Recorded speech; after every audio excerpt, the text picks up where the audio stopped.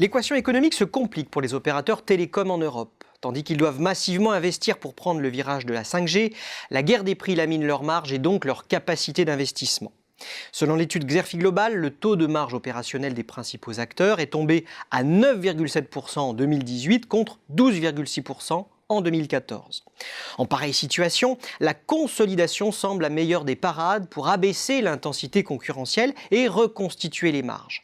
Car moins de compétiteurs, c'est moins de concurrence, c'est aussi des entreprises plus fortes pour négocier avec les partenaires et réaliser des économies d'échelle. Les poids lourds militent pour ces méga-fusions, d'autant que leur marché pertinent devient global. Les groupes européens doivent en effet se préparer à la future bataille avec les géants chinois et américains.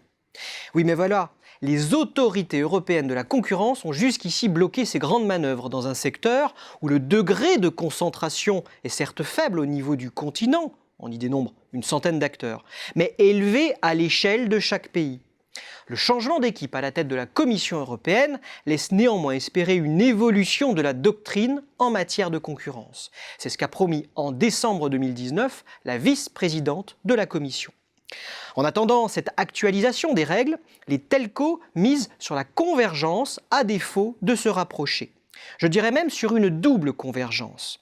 La première correspond à la fourniture d'une offre multiplay, fixe, mobile, contenu TV ou VOD. C'est ce que révèlent les opérations d'acquisition significatives de Deutsche Telekom et Vodafone, qui ont tous deux ciblé récemment des câblos opérateurs. L'autre logique de convergence s'inscrit dans le prolongement de la première. Il s'agit de la convergence entre télécom et médias, entre tuyaux et contenu.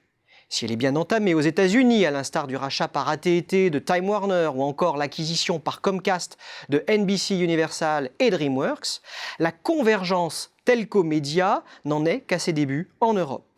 Citons tout de même Telefonica, qui produit des contenus en langue espagnole depuis 2017. Au Royaume-Uni, British Telecom a racheté les droits du championnat d'Angleterre de football. Orange, pour sa part, a mis sur les rails un bouquet de chaînes de télévision, OCS, voilà plus de 10 ans.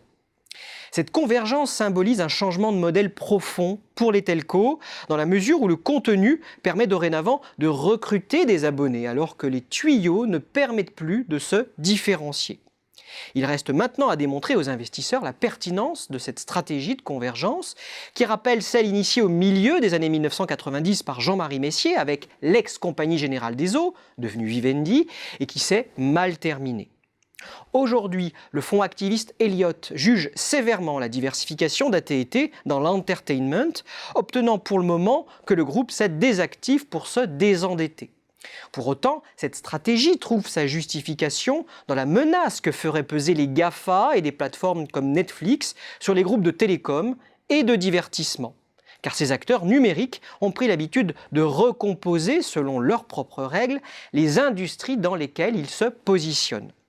Les acteurs du numérique produisent dorénavant leurs propres séries et films. Ce sont également des distributeurs de contenu et des fournisseurs de services.